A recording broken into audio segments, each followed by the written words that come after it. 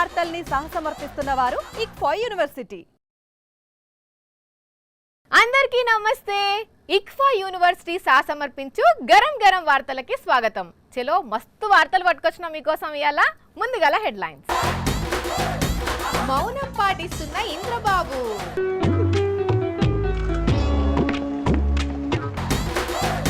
చేతబడి చేసిరట ముఖ్యమంత్రికి. ఎందుకు డౌట్ వచ్చిందో డీకే సారుకి. ఢిల్లీలో దొరుకుతలేవు నీళ్లు, మస్తు అవుతున్నాయి లొల్లులు. వధువు కింద పడిపోయింది తాళి కట్టే టైంకు. కావాలనే నటించిందట పెళ్లి ఇష్టం లేనందుకు. కోడిని పట్టింది పులి, దునికింది గోడ మీదకెళ్ళి.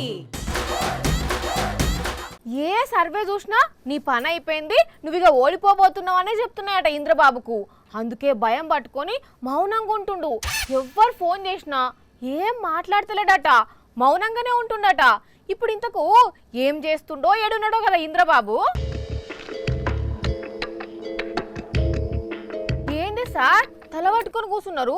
నెత్తి నొస్తుందా? నెత్తి నొప్పి కాదా, మరి కడుపు నొప్ప? ఫారెన్ లో ఏది పడితే అది తింటే గట్లనే ఉంటది, హాస్పిటల్కి పోవాల్సింది మరి.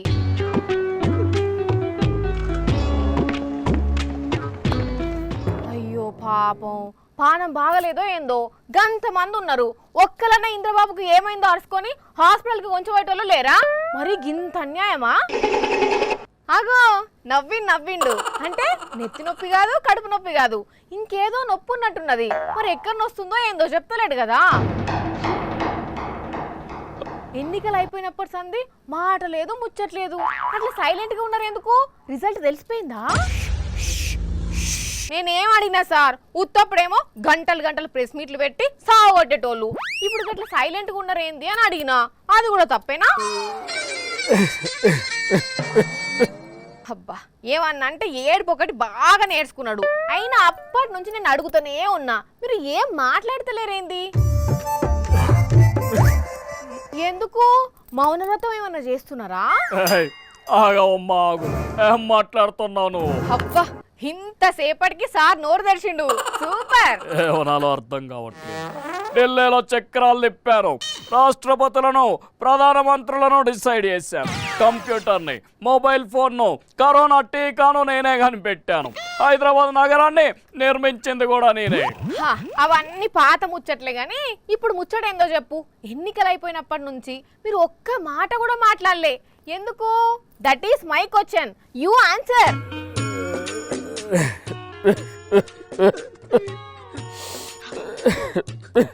రామరామా, మీరు ఇట్లా ఏడుస్తుంటే సూషి ఇక మీ పేరు వినవడంగానే మీ ఏడుపు కొట్టు ముఖమే ఆడుకొస్తుంది. ఏమిటండి దారుణం, ఏమిటండి సర్వేలు? ఒక్కో సర్వే చూస్తుంటే ఎక్కడికి వెళ్తా ఉన్నాం మనం అనిపిస్తా ఉంది. అంటే మీరు ఓడిపోతున్నారని కన్ఫర్మ్ అయిపోయిందా? అదే నా బాధ, అదే నా ఆవేదన. ఎన్ని అబద్ధాలు చెప్పాను, మా ఎల్లో మీడియాతో ఎన్ని పిచ్చి వార్తలు రాయించాను. అయినా కూడా ఓటర్లు మమ్మల్ని నమ్మలేదు. మాకు ఓట్లు వేయలేదని సర్వేలు చూస్తూ ఉంటే అర్థమవుతుంది. అందుకే అన్నీ మూసుకొని వచ్చున్నా. పార్టీ లేదు బొక్క లేదని బిచ్చన్నాయుడు అన్నప్పుడే అందరికి అర్థమైంది. మీకే చాలా లేటుగా సమజైంది. ఇక మీ పార్టీని ఆ దేవుడే రక్షించాలి. హలో ఇంద్రబాబు గారు. ఎవరు నువ్వు? వాయిస్ వినిపిస్తుంది కానీ మనిషి కనిపించట్లేదు. దమ్ముంటే నా ముందుకొచ్చి మాట్లాడు. నేను ఆకాశవాణిని, నీకు సలహా ఇద్దామని వచ్చాను. ప్రధానమంత్రులు రాష్ట్రపతులే నా సలహాలు తీసుకుంటారు, అలాంటిది బోర్డు నీ సలహాలు నాకెందుకు? నా సంగతినే తెలియదు. నా దగ్గర ఎక్స్ట్రాలు చెయ్యకు, నీ చరిత్ర మొత్తం నాకు తెలుసు. నీ మంచి కోసమే చెప్తున్నా. సరే ఏంటో చెప్పు. నీ కీర్తి శాశ్వతంగా నిలిచి ఉంటుంది, ఇది నా హామీ. అంటే నేను మళ్ళీ సీఎం అవుతానా? చాలా సంతోషం.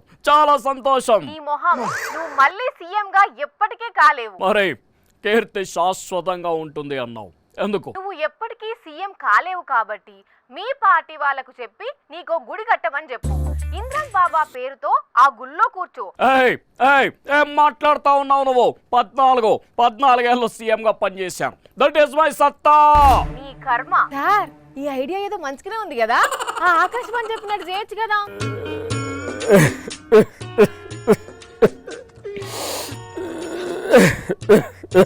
చూసిర్రా గా మోడీకి కూడా ఒక గుడి కట్టిస్తా అని మమతా బెనర్జీ ఒక ఆఫర్ ఇచ్చింది. ఈ ఆకాశవాణి కూడా ఇంద్రబాబుకు గుడి కట్టుకోమని ఐడియా ఇచ్చింది. నాకైతే ఈ ఉపాయం మంచిగానే అనిపిస్తుంది. అట్లయితే ఇంద్రబాబు కీర్తి కలకాలం నిలిచిపోతుంది. మీరేమంటారు? కర్ణాటకల కాంగ్రెస్ గవర్నమెంట్ ను గత్తర పట్టించేందుకు శత్రువులు ఖతర్నాక్ ప్లాన్ వేసిర్రు. ఆ ప్లాన్ నుంచి సీఎం డిప్యూటీ సీఎం తప్పించుకోకుండా మైండ్ బ్లాక్ అయ్యే అస్త్రం ప్రయోగించిర్రు. అయితే ఇదంతా లాస్ట్ మినిట్లా కాంగ్రెస్ పెద్దలకు తెలిసిపోయిందిలా.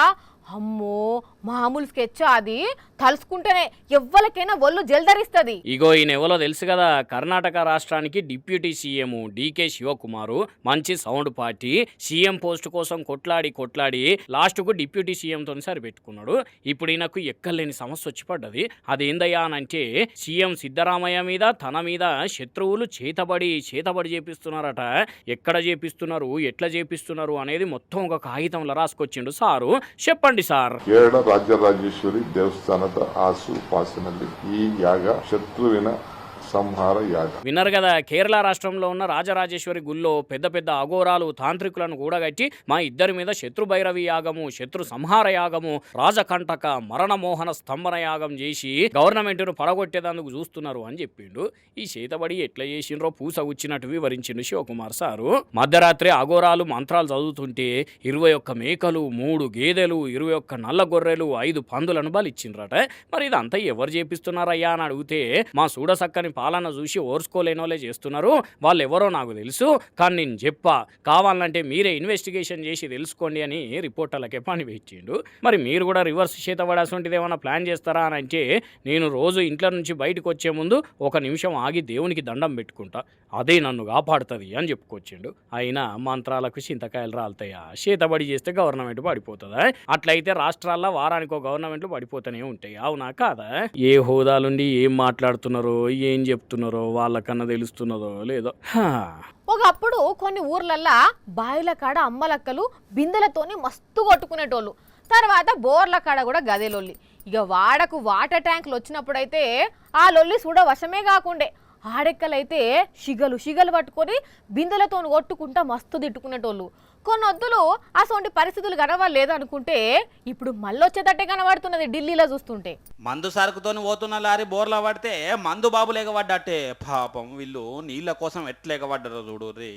అందరూ ఆడోళ్ళు, మొగోళ్ళు, చిన్నోళ్ళు, పెద్దోళ్ళు రన్నింగ్ ట్యాంకరే ఎక్కి పైపులతోని నీళ్లు పట్టుకుంటున్నారు. బాబా ఇటువంటి కష్టం వస్తుందని ఎవరు ఊహించుండరు.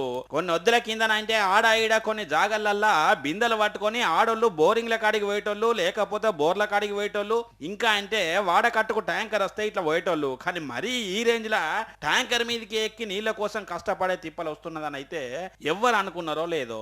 కాకపోతే ఇది మన కాడేం కాదు, ఢిల్లీలా నీళ్లకు బాగా కష్టమైతున్నదట. ఎండలు అక్కడ మస్తు కొడుతున్నాయి.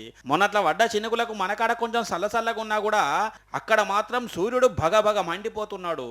అందుకే కరెంటు వాడకం, నీళ్ల వాడకం ఎక్కువ పెరిగేసరికి ఇట్లా జనాలు ఇబ్బంది పడుతున్నారు. ఇట్లా రాక ఒక ట్యాంకర్ వచ్చేసరికి మళ్ళీ ఇది పోతే ఎక్కడ దొరుకుతాయో అని నీళ్ళ కోసం ఇట్లా బిందెలు పట్టుకొని పడుతున్నారు. మరి పైపులు ఎందుకు వేసిరని అంటే ఇట్లా మీదికి ఎక్కిన వాళ్ళు పైపులు దాంట్లో వేస్తే కింద ఉన్నోళ్ళు బిందెలు పట్టుకుంటున్నారు. అయ్యో ఎంత కష్టం వచ్చే అక్కలకు. అన్నట్టు ఢిల్లీలో వాటర్ ప్రాబ్లం ఉన్నదానే అక్కడ కొత్త రూల్ తీసుకొచ్చిర్రు. ఏంది అని అంటే, हम दिल्ली जल बोर्ड की 200 एनफोर्समेंट टीम्स बना रहे हैं, जो पूरी दिल्ली में इन 200 एनफोर्समेंट टीम्स इनके द्वारा काटे जा रहे चालान एक्सेट्रा को నీళ్ళని ఎవరన్నా వృధా చేస్తే 2000 రూపాయల ఫైన్ వేస్తారట. దీన్ని బట్టి అర్థమవుతున్నది అక్కడ వాటర్ ప్రాబ్లం ఎంత ఉన్నది అనేది. మరి ఈసారి వానలు ఎట్లా పడతాయో చూడాలి. ముందు కూడా వాటర్ ప్రాబ్లమ్స్ ఉండొద్దు కదా.